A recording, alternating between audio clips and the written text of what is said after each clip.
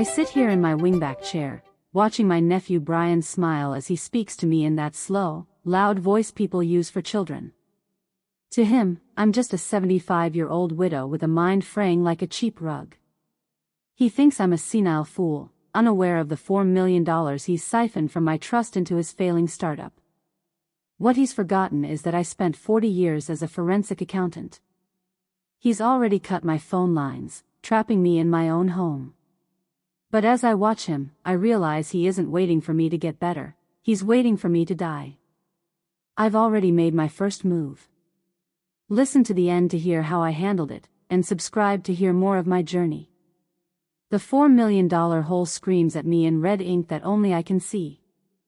It isn't a mistake. It isn't a clerical error or a delayed posting or any of the dozen excuses a lazy auditor might accept. It's a surgical extraction, a series of wire transfers bleeding the Vance Trust into the parched, desperate veins of Apex Living, Brian's failing real estate startup. My gnarled fingers, swollen at the knuckles from the rheumatoid arthritis that has turned my hands into gnarled branches, trace the digital trail on the hidden tablet I keep taped beneath the mahogany desk. The adhesive is industrial grade, Arthur taught me that. If you're going to hide something, Clara, make sure it stays hidden. The numbers arrange themselves in my mind like soldiers in formation. Unauthorized transfer, March 14, $850,000. Unauthorized transfer, April 2, $1.2 million. May 9, $950,000. The pattern is arrogant in its simplicity. Brian thinks I'm too far gone to notice. He thinks the dementia he's been whispering about to the trust board has already hollowed me out, left me a shell clutching at memories like a drowning woman clutching driftwood. He's wrong. This is evidence. This is a mathematical proof of betrayal, and it makes my blood run colder than the morning air seeping through the old sash windows of this drafty Buckhead estate. The numbers don't lie. But the man coming down the hallway does. I hear the heavy tread of his footsteps on the hardwood, confident, unhurried, the gait of a man who believes he's already won. I have perhaps 3 seconds. I slide the tablet back into its hidden cradle beneath the desk, the Velcro strip making a soft, tearing sound that is swallowed by the ticking of the grandfather clock. Then I let my body collapse inward. It's a performance I've perfected over the last 3 months. I let my spine curve, my shoulders hunch forward. I allow my jaw to slacken, my eyes to lose their focus and drift toward the window where the dust motes are dancing in the pale Atlanta sunlight. I become what he expects, a fading portrait, a relic, a woman whose brilliant mind is fraying at the edges like cheap fabric. The heavy oak door creaks open.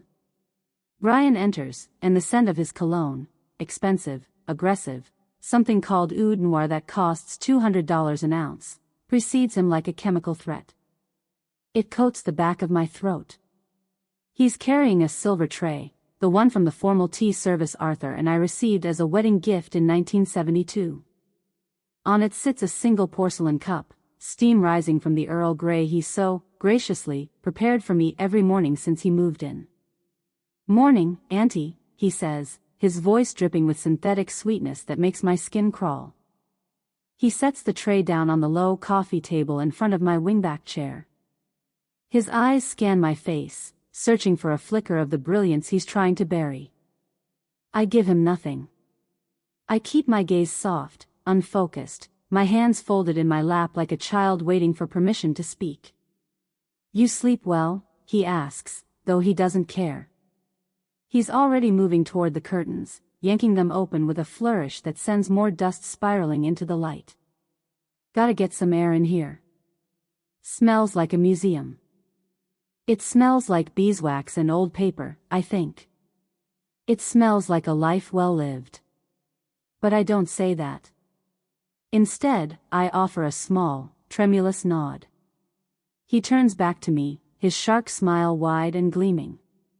"Do you remember the gardener, Clara? The one you accused of stealing the silver yesterday?" I feel my pulse quicken, but I keep my breathing shallow and even. We've never had a gardener named Marcus. I haven't looked at the silver in years, it's in the vault in the basement, wrapped in tarnish-resistant cloth, exactly where Arthur and I placed it in 2019. But Brian is building a case, layering fiction over reality, rehearsing the narrative he'll present to Adult Protective Services or a probate judge or whoever he needs to convince that I'm no longer competent. I stare at the dust motes, letting my lips part slightly, and whisper, I think so. He mentally checks a box. I can see it in the way his shoulders relax, the way his smile softens into something almost pitying. It's okay, Auntie. We all have bad days. He doesn't know that every word, every gesture, every lie is being filed away in the vast, cold archive of my mind. I am a forensic accountant. I have spent 40 years tracking discrepancies. Brian is just another ledger entry that doesn't balance. My hand trembles, partly from the arthritis, partly from the surge of adrenaline thrumming through my veins, as I reach for the side table where my smartphone usually sits. The surface is cold marble, veined with gray, and completely bare. I blink, letting confusion wash over my face. I look toward the charging port on the wall. The white cord has been yanked free, the prongs still visible in the outlet but the phone itself gone. I turn my head slowly toward the mahogany desk where the landline has sat for 30 years. The heavy black receiver is still cradled in its base, but the coiled cord that should connect it to the wall jack has been severed. The cut is clean, professional, done with wire snips. The frayed copper wires glint in the morning light like exposed nerves. My heart hammers against my ribs, a cold, logical fear that has nothing to do with panic and everything to do with recognition. The isolation isn't coming. It's here. I am a ghost in my own home, and Brian has just turned off the lights. I need. My voice comes out thin, reedy, the voice of a woman who has been robbed of her strength. I need to call Mr. Henderson. I reach for the Rolodex on the desk, my fingers hovering over the worn card with my lawyer's name embossed in dignified serif font. Before I can touch it, Brian's hand slams down on mine. It isn't a slap. It's a crushing, bruising weight.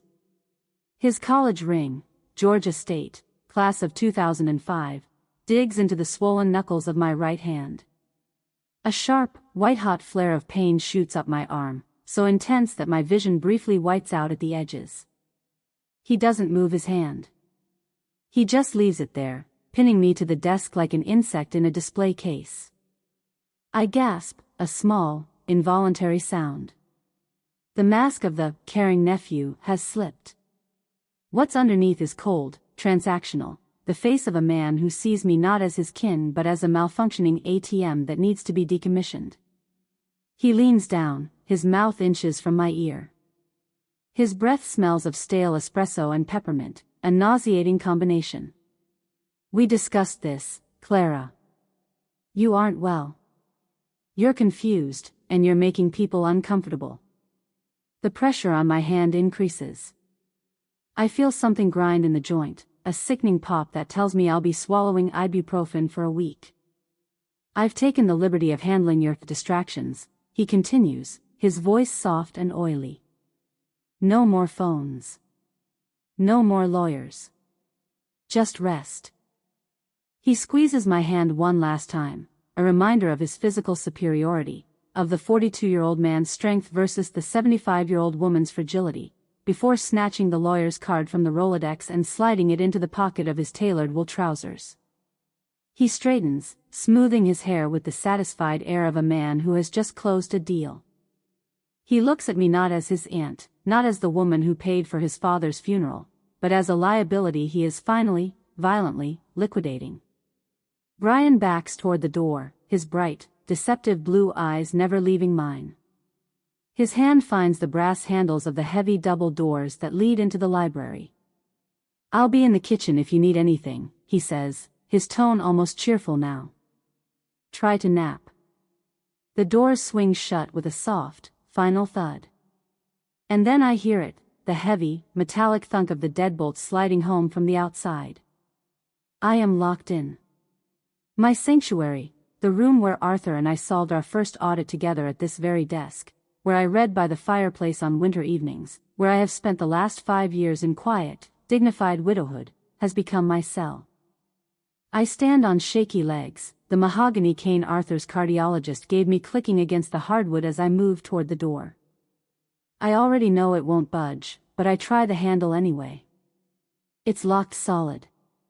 The bolts are old, pre-war construction, the kind you can't pick with a hairpin. The walls of my own home are closing in. I return to the wingback chair and force myself to breathe. In through the nose, out through the mouth. Think, Clara. Think in columns. I assess my inventory. I have my mind, sharp, precise, undiminished despite what Brian's forged medical logs might claim. I have the hidden tablet, though without a phone line, I can't send emails or alerts. I have this room, with its floor-to-ceiling bookshelves and the small attached powder room where I keep a tin of crackers and a bottle of water.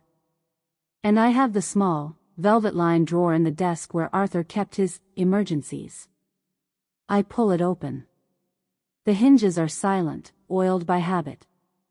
Inside sits a vintage Montblanc fountain pen, a roll of first-class stamps, a pair of reading glasses I no longer need, and a small amber vial with a faded pharmacy label, chloral hydrate. 500 milligrams. For Arthur Vance. Take as directed for insomnia. Arthur never used it. The cancer took him before the insomnia became unbearable. But I kept it, the way I keep everything, filed, catalogued, ready for the day it might be needed. Today is that day. Chloral hydrate is potent. It's tasteless in coffee. And it's exactly what I need to destabilize a man who thinks he's already won. I need him back in here. I need him off balance, distracted, vulnerable. I draw a jagged breath and let out a sharp, piercing wail that echoes off the library's vaulted ceilings. Arthur? Arthur, the water is rising. Help me. I sweep a stack of heavy financial journals off the desk with my forearm, letting them crash to the floor in a cacophony of thuds. The sound is spectacular, violent, chaotic, the sound of a woman in the grip of a psychotic break. I hear footsteps sprinting down the hallway. The deadbolt slides back with a metallic shriek, and Brian bursts through the door, his face a mask of annoyed panic. Clara. What the hell are you doing? He hisses, his eyes darting to the mess of journals scattered across the Persian rug. I huddle in the chair, pulling my cashmere cardigan tight around my throat. My eyes are wide, unfocused, my breathing rapid and shallow. The pipes, Arthur, they're leaking gold, I babble, my voice cracking on the last word. Brian swears under his breath, something vulgar and frustrated, and kneels to pick up the journals. His designer watch glints in the light as he stacks them in an angry, careless pile. He's so focused on the performance of my episode that he doesn't notice my hand darting into the velvet drawer. I palm the small amber vial. The glass is cool against my gnarled, arthritic fingers. I slide it into the pocket of my cardigan in one smooth, practiced motion. I am a forensic accountant. I know exactly how to hide a discrepancy when it matters most. I'm thirsty, Brian, I moan, my voice thin and reedy. So thirsty. I reach for the water glass on the desk, half full, the condensation beating on the outside, and with a calculated flick of my wrist, send it tumbling into his lap. The cold water splashes across his tailored trousers, soaking through the expensive wool and into his skin. He yelps, a high, startled sound, and jumps to his feet. Damn it, Clara, he roars, his face flushing red with rage. He sets his coffee mug on the edge of the desk, exactly where I need it, and storms toward the sideboard to grab a handful of tissues. His back is completely to me. This is the moment. The frailty vanishes. My hand is steady as I pull the vial from my pocket and unscrew the dropper with a practiced twist. 1 drop. 2. 3.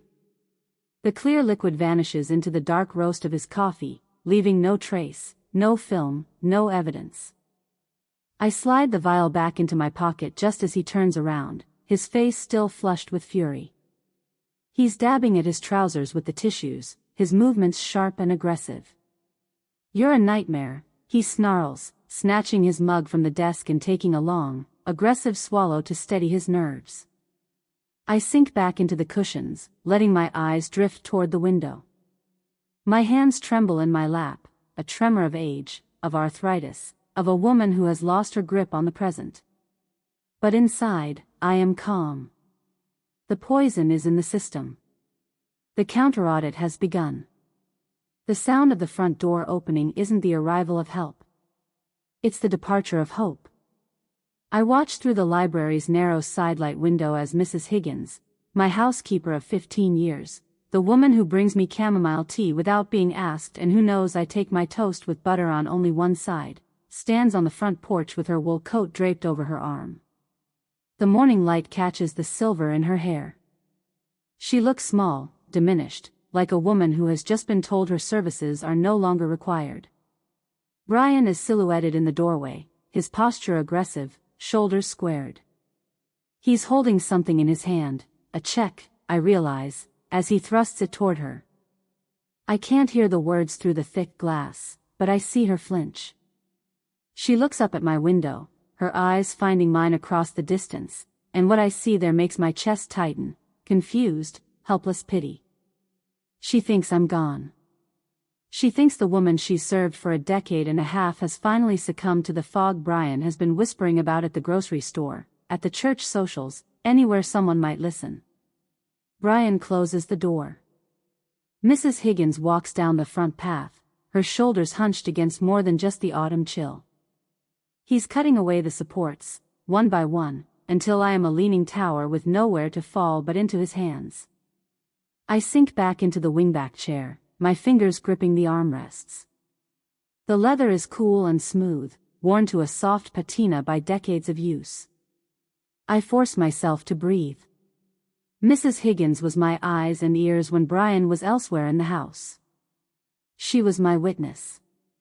Now, I am alone with a man who has just dosed himself with a sedative and doesn't know it yet. The library door swings open. Brian enters, and there's a new energy to him, a wired, manic satisfaction. In his hand is a small black box, about the size of a deck of cards, with a trio of blinking green LEDs on its face. "Safety first, Auntie," he chirps, crossing to the electrical outlet near the bookshelf. He plugs the device in, and I hear a faint electronic hum. Beneath the desk, hidden in its cradle of industrial Velcro, my tablet vibrates once, a soft, despairing buzz, and then falls silent. The Wi-Fi icon in the corner of the screen, visible only to me in memory, blinks out. He's installed a localized firewall. A signal jammer. Something designed to sever my connection to the outside world in a way that looks entirely legitimate, protecting a confused elderly woman from the dangers of the internet. I am now digitally blind, deaf, and mute. Brian leans against the mahogany desk, his arms crossed, watching me with a smug, heavy-lidded gaze. There's something different about his eyes. The pupils are dilated, swallowing the bright, deceptive blue until they're almost black. The sedative is working. His body is starting to process the chloral hydrate, and his nervous system is beginning its slow, inexorable slide into suppression. "There," he says, his voice thick with satisfaction. "No more confusion. No more late-night emergencies, where you try to call 911 because you think the house is on fire. We both know I never called 911. But the fiction is being woven tighter, thread by thread. He thinks he's tightening the noose. He doesn't realize he's the one losing his footing on the gallows." The doorbell rings again, a crisp, two-note chime that echoes through the house. Brian straightens, smoothing his hair with a hand that, I notice, lingers a half-second too long at his temple. "That'll be sterling," he says, almost to himself. He walks toward the foyer, his gait just slightly off, a hitch in his left leg, as though he's forgotten how to coordinate the movement. I hear the murmur of voices in the hallway. Then footsteps, 2 sets, one confident and sharp, the other slower, heavier. Mr. Sterling enters the library, and I know immediately what he is. He's an estate appraiser, the kind who specializes in discreet liquidations.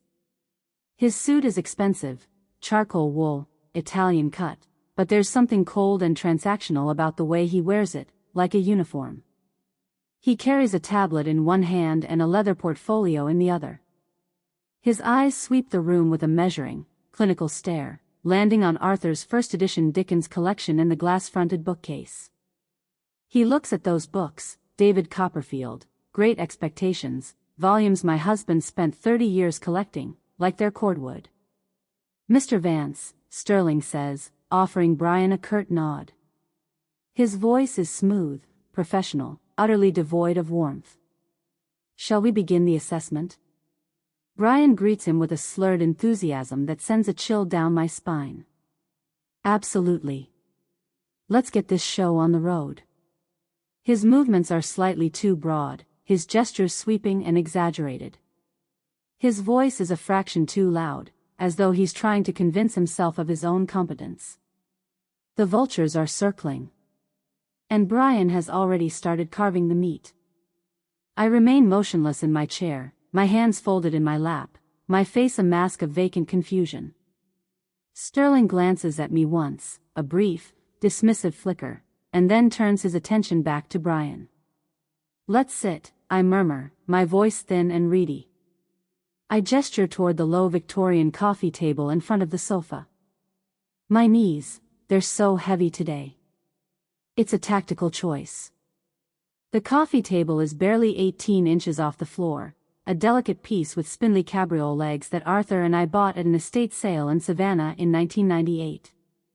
To review documents there, Brian, who is 6'1", must hunch over, compressing his lungs and forcing his body into an uncomfortable crouch. The sedative works faster when the body is under physical strain. I sink into the sofa, my frail frame disappearing into the deep cushions. I look small, fragile, harmless. Brian and Sterling are forced to loom over the document zone, their height turning into a burden. I am controlling the geography of the room, and neither of them realizes it. Sterling sets his portfolio on the table and begins pulling out appraisal forms. Brian drops onto the sofa beside me with a grunt, his shoulder brushing mine. I can feel the heat radiating off him, his body temperature is rising, another side effect of the chloral hydrate as his metabolism struggles to process the foreign chemical. Sterling lifts a small silver bowl from the sideboard, a Paul Revere reproduction, Georgian style, worth perhaps $12,000 at auction. He turns it over in his hands, inspecting the hallmark. This should move quickly, he says, his tone flat. The market for American silver is strong right now. Brian lets out a sharp, jagged laugh, too loud, too sudden. It better. I've got gray market sharks in Jersey who don't care about history, Sterling. They care about the $200K I owe them by Friday.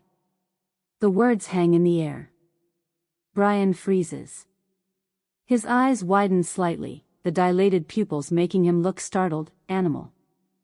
The sedative has stripped away his filter, the careful veneer of the successful entrepreneur, peeling back to reveal the desperate gambler beneath. Sterling raises an eyebrow. Gray market? Brian's face flushes.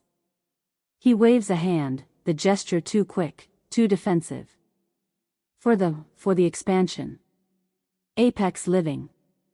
You know how it is. Credit markets are tight, so you go to private lenders. It's all very, very standard. It's not standard. Gray market lenders don't care about repayment schedules or credit scores. They care about collateral, physical, extractable, violent collateral. I catch the slip and file it away in the cold, orderly archive of my mind. $200,000. Friday. Gray market sharks in Jersey. He's not just greedy. He's desperate. He's drowning. I lean forward, my hands trembling, partly performance, partly the genuine ache of arthritis, as I reach for a crystal paperweight Sterling is inspecting. It's a heavy, faceted piece, the kind that catches the light and throws rainbows across the ceiling. "Oh, let me help," I babble, my voice high and fractured. "I know where the papers are. The certificates. Arthur kept them in the..." I knock a stack of folders off the edge of the table. They tumble to the floor in a cascade of manila and white paper, scattering across the Persian rug. "Clara." Brian snaps, his voice cracking with irritation. I'm sorry," I whimper, leaning down to retrieve them. As I bend, my fingers brush against the heavy brass letter opener Arthur kept in a display case near the baseboard. It's an antique piece, 8 inches long, with a lion's head pommel and a blade dulled by a century of use. I slide it into the deep pocket of my cardigan, the weight settling against my hip. It's a primitive tool. But in the hands of a woman everyone considers harmless, it is a silent, heavy equalizer. Brian is sweating now. I see it as I straighten, clutching the folders to my chest. Beads of moisture are forming along his hairline, catching the light. He wipes his forehead with the back of his hand, a hand that has a rhythmic, almost imperceptible tremor. "Why are you looking at me like that?" he snaps suddenly, his voice sharp and cracking. He's glaring at me, his eyes wide and unfocused. "Stop it. Stop staring." I wasn't staring. I was looking at the folders. But his perception is fracturing, his brain misfiring as it struggles against the sedative flooding his system. "I'm not," I begin, my voice small. Just sit there and be quiet," he hisses. He's becoming hyper-responsive to stimuli, paranoid, his nervous system overreacting to harmless input. It's a classic side effect of chloral hydrate as the brain fights the suppression. He paces the small space between the sofa and the desk, his gait hitching with every third step. The caring nephew persona is rotting away in real time, replaced by something twitchy and cornered. Sterling watches him with the carefully neutral expression of a man who has seen this before, the desperate heir, the crumbling empire, the estate that needs to be liquidated now. "Mr. Vance," Sterling says carefully, "perhaps we should take a break." "You seem..." "I'm fine," Brian snaps. He stops pacing and grabs the edge of the desk, steadying himself. His knuckles are white. Let's get this done." He reaches into his leather messenger bag, the one with the Apex Living logo embossed in gold, and pulls out a thick manila envelope. He slams it onto the low coffee table with enough force to make Sterling flinch. "Enough theater," Brian growls. He pulls out a set of legal documents, the pages bound with blue backing paper, crisp and authoritative. I see the header, printed in bold, unforgiving letters. "Petition for involuntary guardianship and emergency temporary conservatorship." The killing blow. He's not waiting for me to die. He's not waiting for the trust board to approve his transfers. He's going to use the law to erase my signature from the world, to strip me of my legal personhood while I'm still breathing. If I sign this, I am no longer Clara Vance, forensic accountant, widow of Arthur Vance, woman of sound mind and sharper judgment. I am a ward. An asset to be managed. A line item in someone else's ledger. Brian leans down, his face inches from mine. The smell of his breath is wrong, chemical, bitter, the chloral hydrate metabolizing into compounds that coat his tongue and throat. "You sign these, Clara," he says, his voice low and venomous, "and you get to stay here for a few weeks while we evaluate. You don't sign, and the van for Oak Crest is here at 6 p.m. tonight. They have a padded room for combative patients." Oak Crest. The state-run psychiatric facility 40 miles outside Atlanta. I've read the investigative reports in the Atlanta Journal-Constitution, understaffed, overcrowded, patients restrained with zip ties and left in their own waste. "Your choice," Brian says. He thrusts a heavy gold pen toward me, Arthur's Mont Blanc, the one he used to sign the deed to this house. The threat is naked, devoid of any pretense of care. He is holding my life for ransom in my own living room, in front of a witness who is being paid to look the other way. I take the pen. My fingers are gnarled, the knuckles swollen and stiff. I look down at the signature line, the blank space where my name should go. Then I look at the notes Brian has scribbled in the margins, his initials, his date stamps, his aggressive slashes of blue ink. His handwriting is wrong. Usually, Brian's script is a series of arrogant, sharp loops, the writing of a man who signs contracts with flourish. But now, the letters are drifting off the baseline, slanting downward as though pulled by gravity. The B in his name looks like a crushed insect, the curve collapsing in on itself. His motor cortex is failing him. The fine muscle control required to write clearly is being suppressed by the sedative. He's losing the ability to execute complex tasks, even as he demands I perform one. The predator is losing his teeth. And he doesn't even know it yet. I let the pen hover over the page, my hand trembling. Then I let it clatter to the hardwood floor, the sound sharp and final. I can't, I whisper, my voice breaking. The grip, it's too thin. My fingers won't close. I look up at Brian with pleading, pathetic hope. Brian, dear, would you get the ergonomic rubber grip? It's in Arthur's old desk, in the basement archives.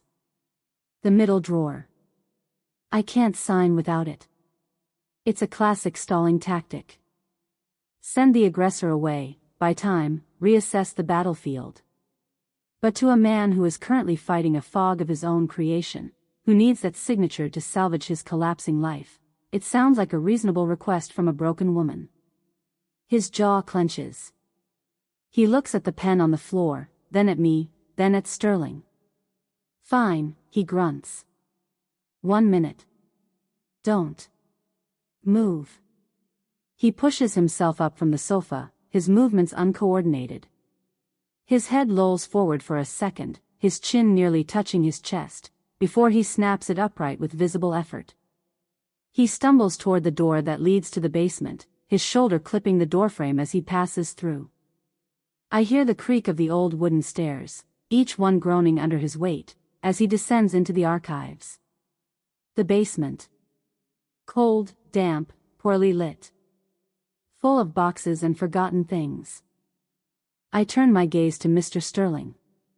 He's watching the basement door with an expression I can only describe as profoundly uncomfortable. He has just witnessed a man, visibly intoxicated or impaired, threaten a frail elderly woman with involuntary commitment while demanding she sign away her legal rights. He is my first piece of independent data for the coming audit. I let my hands shake in my lap. I let a single tear roll down my cheek. He's not well, I whisper, my voice barely audible. I'm so worried about him. Sterling says nothing. But he opens his portfolio and quietly begins taking notes. The moment the basement door clicks shut, my wilting spine snaps straight. The transformation is immediate, kinetic. The trembling hands still, the vacant stare sharpens into laser focus.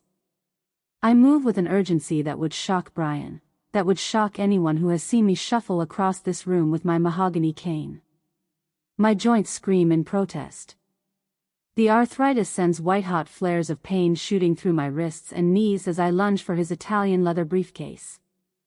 But pain is just data, and right now, the data says I have perhaps 90 seconds before he returns. The briefcase is heavy, expensive, Salvatore Ferragamo, probably $1,500, paid for with money he stole from the trust. It smells of leather conditioner and desperation. The lock is a simple combination mechanism, 3 rotating dials. I don't need a key. I know Brian. I know his weaknesses, his sentimentality, the small cracks in his armor. His first wife. Jennifer. The only person he ever truly feared, the woman who took half his assets in the divorce and left him financially gutted. Her birthday, August 12th. 0-8-1-2. The latches pop with a satisfying, metallic snap. I don't look for money. I don't look for contracts or deeds or any of the obvious spoils. I look for the narrative.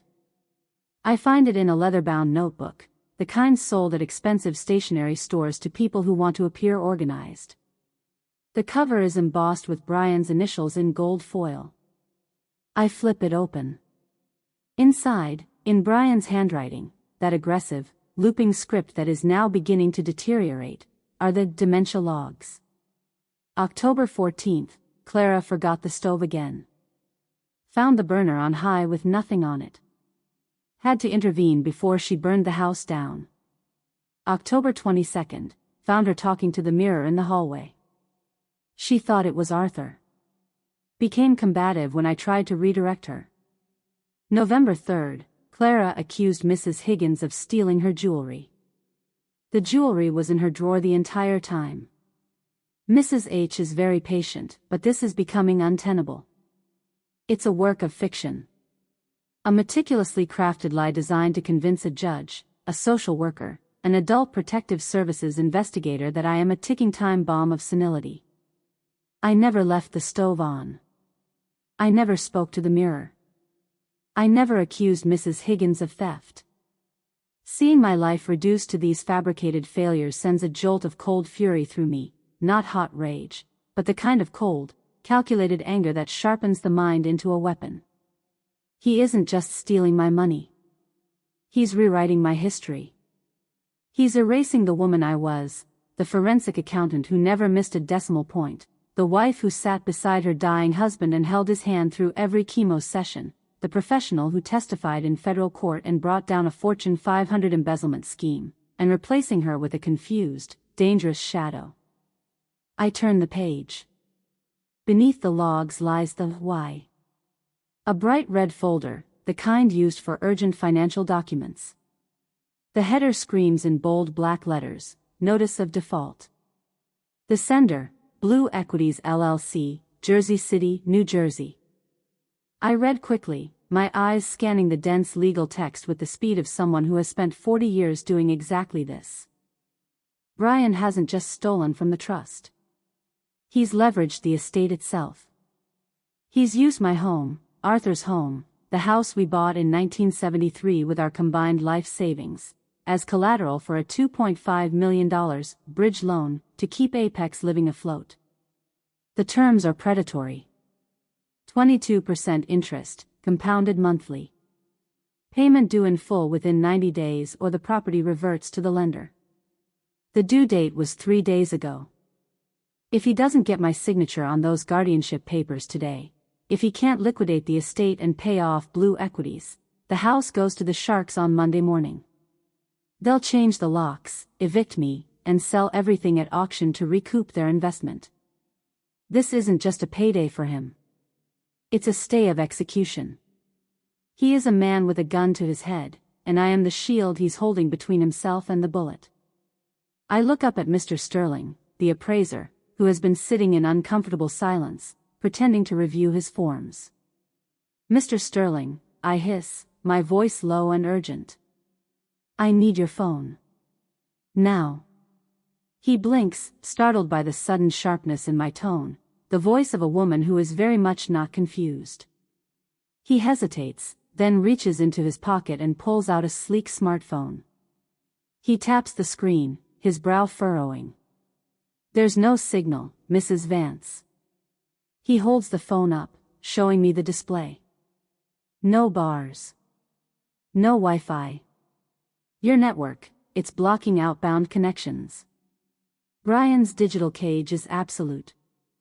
I look at the landline on the desk, still severed, the copper wires gleaming in the light like exposed nerves. I look at the tablet hidden beneath the desk, now a useless brick thanks to the firewall device blinking smugly on the wall. I am holding the proof of his crimes in my hands, the fabricated logs, the predatory loan, the evidence of his desperation, but I have no way to broadcast it to the world. The library, filled with the accumulated wisdom of 1,000 books, has become a vacuum where the truth goes to die. The basement door bangs open with a violence that makes Sterling jump. Brian stumbles out, his hair matted with cobwebs, his face flushed a deep, unhealthy purple. He's clutching a small rubber tube, the ergonomic grip I sent him to fetch, like a scepter. Found it, he pants, his voice thick and slurred.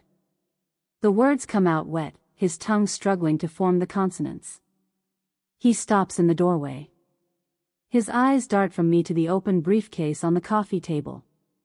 To the leather notebook in my hands. To the bright red folder lying exposed. The air in the room shifts instantly, the temperature dropping 10 degrees. The sedative is making him slow, his reflexes dulled, his motor control fraying. But it's also stripping away his inhibitions, peeling back the layers of socialized restraint that keep men like Brian from doing the things they fantasize about when they're alone in the dark. The charming nephew is gone. In his place stands a man who realizes his prey just bit back. What? His voice is flat, cold. Are you doing? He drops the rubber grip. It bounces once on the hardwood and rolls under the sofa. He lunges. He doesn't strike me, not yet, but he slams his hands onto the coffee table with a force that makes the silver tea set dance, the delicate porcelain cups rattling in their saucers. The sound is percussive, violent. He looms over me, his 6'1" frame blocking out the light from the window. His shadow swallows me whole. You think you're smart? His voice is rising, the control evaporating. You think you're still the great auditor? The woman who brought down Enron's little brother? He snatches the dementia logs from my hand, his fingers crushing the leather binding. His breath is hot and smells of chemical decay, the metabolized sedative coating his tongue and throat. You're nothing, Clara. You're a footnote. He's vibrating with a terrifying, drug-induced energy. His fingers twitch, clenching and unclenching. I can see the war playing out behind his dilated eyes, the civilized part of his brain screaming at him to stop, and the desperate, drowning animal part urging him to do something he can't take back. His phone chirps. It's a bright, jaunty sound, a cheerful little melody that cuts through the tension like a knife. Brian fumbles the phone out of his pocket, squinting at the screen. His lips move as he reads the message. A slow, ugly grin spreads across his face. That's the wellness team, he says, his voice dripping with manic triumph. Detective Vance and the APS doctor. Dr. Pemberton. Very experienced with difficult cases. He looks at the clock on the mantel, an antique piece, brass and enamel, ticking steadily toward my doom. Then he looks back at me, his eyes gleaming. 5 minutes, Clara. In 5 minutes, I don't need to be nice anymore. In 5 minutes, you become a case file, and I become the man who saved you from yourself. He turns toward the sideboard, the mahogany piece where Arthur kept his collection of small treasures. A Ming-style vase. A crystal decanter. The brass letter opener I slipped into my pocket earlier. Wait. I reach into my cardigan. The pocket is empty. He must have taken it when he grabbed the logs. My fingers close on air. Brian lifts the vase, blue and white porcelain, a reproduction but still worth several $1,000s, and with a casual, chilling deliberation, he sweeps it off the edge of the sideboard. It shatters on the hardwood floor, exploding into 1,000 porcelain teeth. Then he picks up the brass letter opener. He holds it up to the light, examining the dulled blade. This is antique, right? He asks, almost conversationally. Arthur loved this kind of thing. He drags the tip across his own forearm. The movement is slow, deliberate. The blade isn't sharp, but it doesn't need to be. The pressure is enough. A thin line of red beads up against his tanned skin, running in a delicate rivulet toward his wrist. Look what you did, Auntie, he whispers, his voice trembling with a terrifying mock hurt. He holds up his bleeding arm, letting the blood drip onto the Persian rug.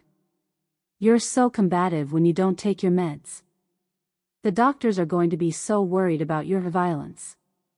He's staging the scene. Creating the evidence. When the APS team walks through that door, they'll see a shattered vase, a bleeding nephew, and a frail old woman sitting in the wreckage. He leans in, his face inches from mine. The grin is gone, replaced by something worse, a grotesque mask of pity. Did you really think arithmetic would save you? He whispers. Numbers are for people who matter, Clara. No one cares about a decimal point when the woman holding the pen is screaming at ghosts. He laughs, a dry, hacking sound that ends in a wet cough. He's mocking the 40 years I spent building my reputation. He's trying to convince me that my mind, my only true fortress, the one thing Brian can't steal or break or burn, is already a ruin. It's a psychological siege, and for a moment, the weight of it nearly breaks me. I feel the edges of my vision darken. My hands begin to shake, not from performance this time, but from genuine fear. What if he's right? What if no one believes me? What if the APS team walks in here and sees exactly what Brian wants them to see?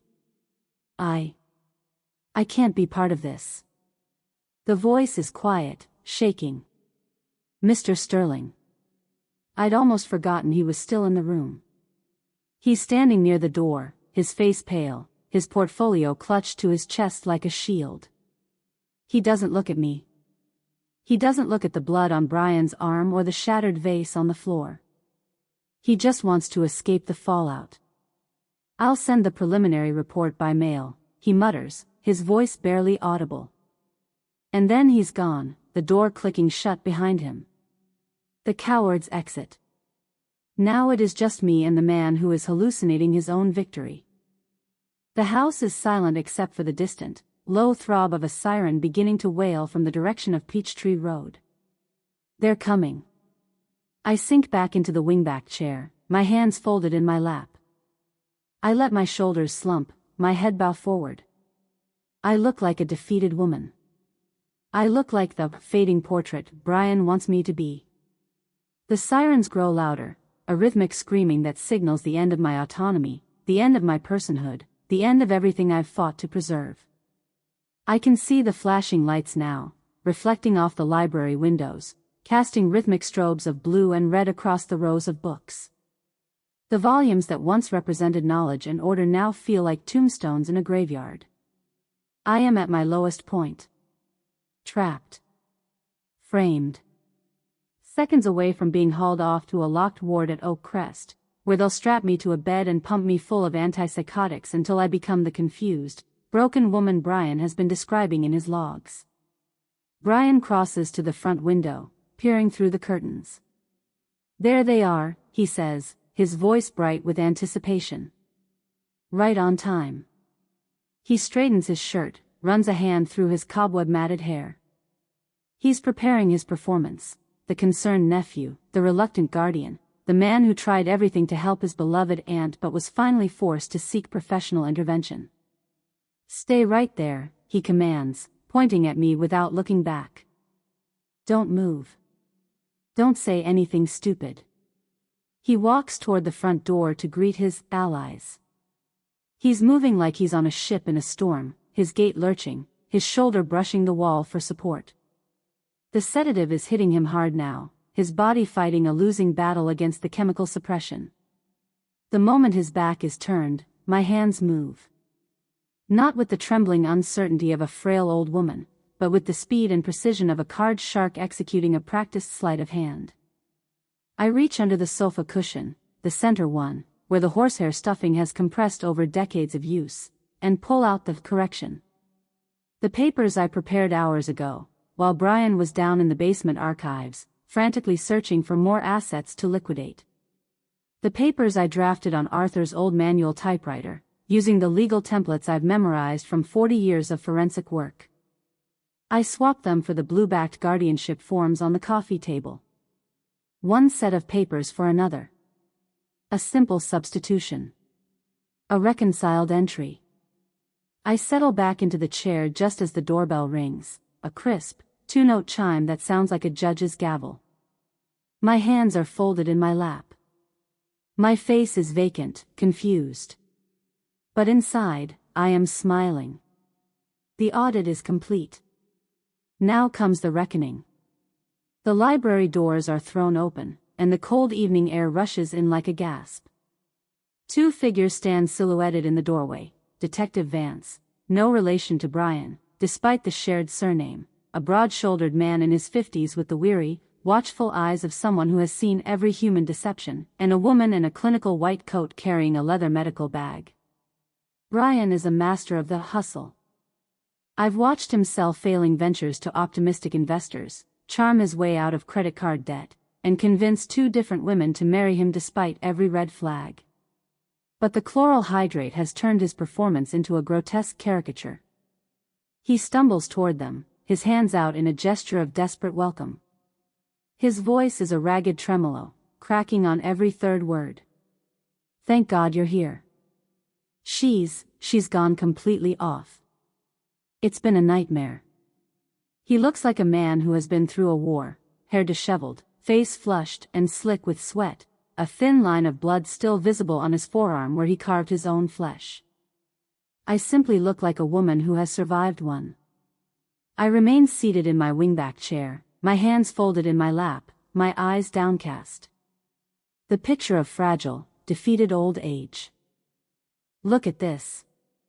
Brian bellows, thrusting his bleeding forearm toward Detective Vance's face. The detective doesn't flinch. He simply looks at the wound with the clinical detachment of someone who has seen far worse. She came at me with the letter opener, Brian continues, his words tumbling out in a frantic rush. She broke the vase. She's hearing voices, talking about gold in the pipes. Arthur this, Arthur that. She thinks her dead husband is still here. He points at me, his fingers shaking with a fine, neurological tremor that has nothing to do with emotion and everything to do with his central nervous system struggling against the sedative. The woman in the white coat, Dr. Eris, according to the embroidered name on her coat, moves toward me with a look of practiced, professional pity.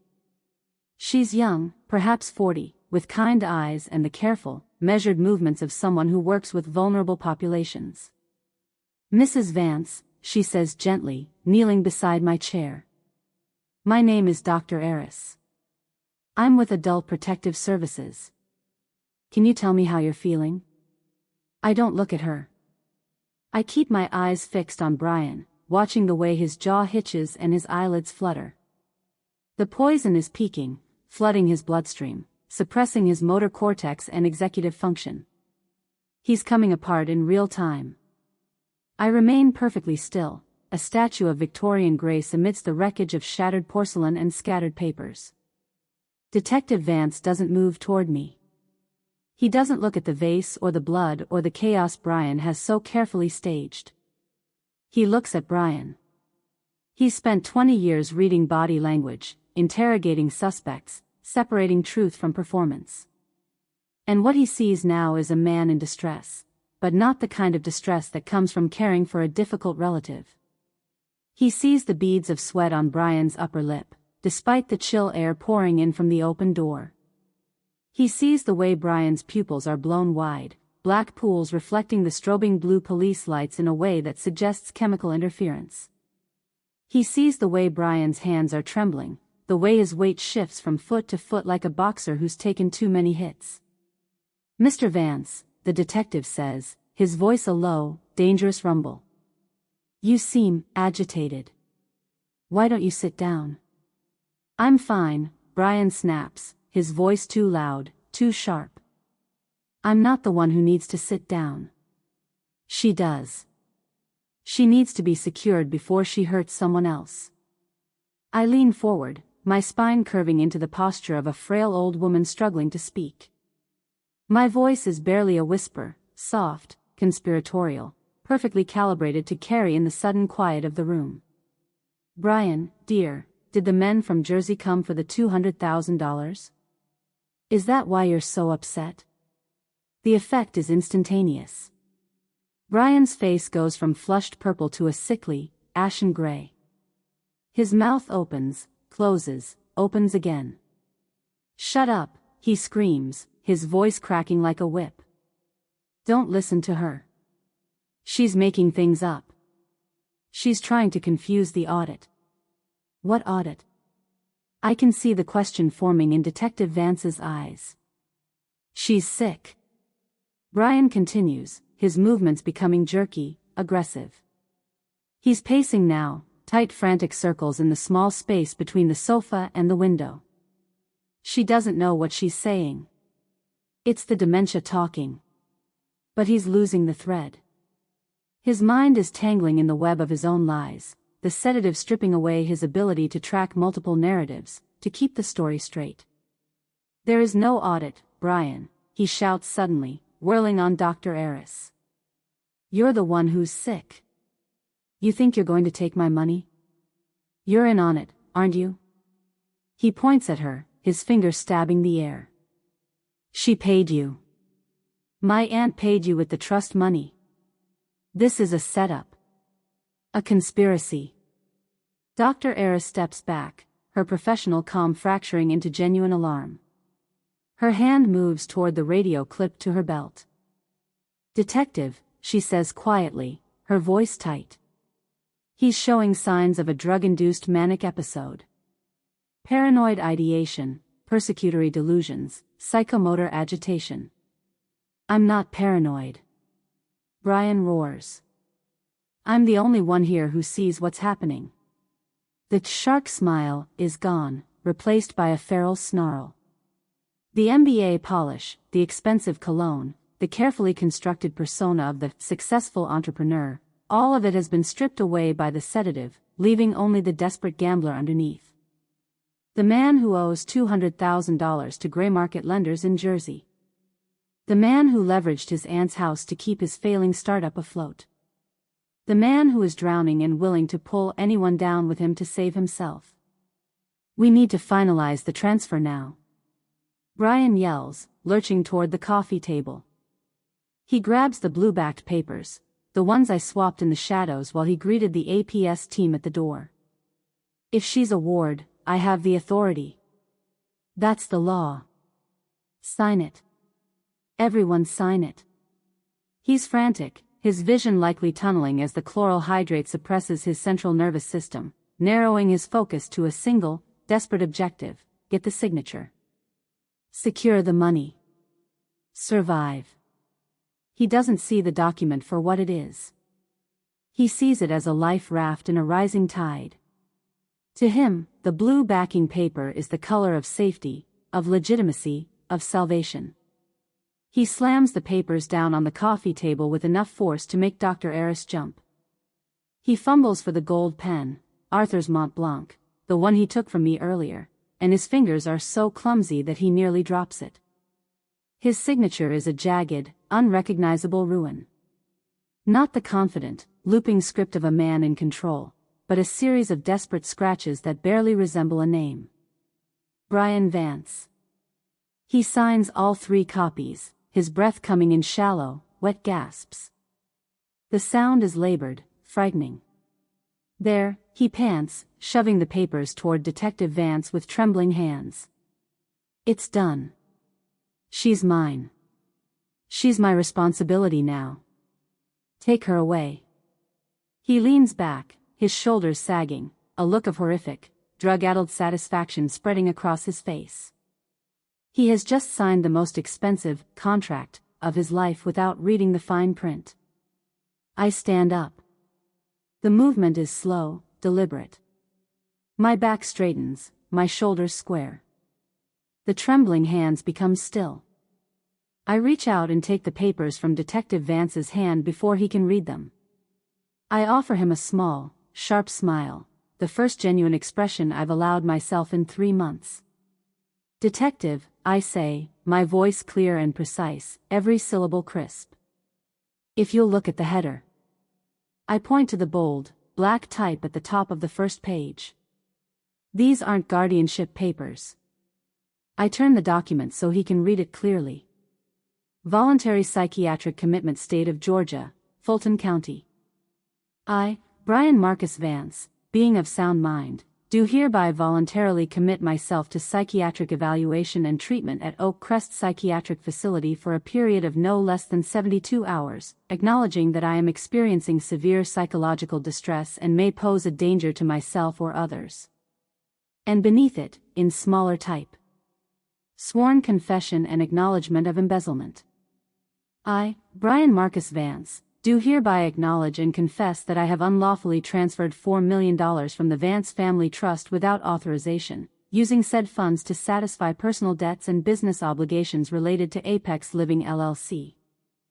I further acknowledge that I have fabricated medical documentation regarding Clara Vance's mental competency in order to gain unlawful control of her estate.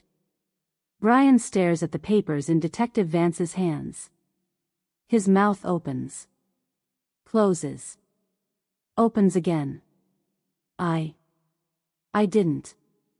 His voice is barely a whisper. You. The realization hits him like a freight train. He tries to lunge at me, his fingers clawing the air, his face contorted into a mask of rage and disbelief. You bitch, he screams. You set me up. You drugged me. You. But his legs finally give out. The sedative wins.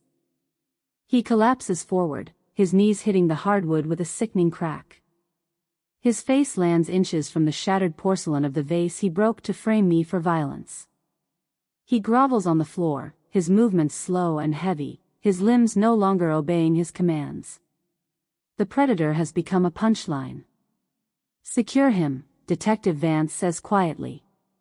Two medics enter from the hallway. They must have been waiting outside, moving with practiced, clinical efficiency. Brian struggles, but it's the weak, disorganized thrashing of a man whose brain has disconnected from his muscles. His arms flail, his legs kick, but there's no coordination, no strength. She's a genius, he wails as they slip the soft restraints over his wrists. She's a forensic accountant. She planned it all. She poisoned me.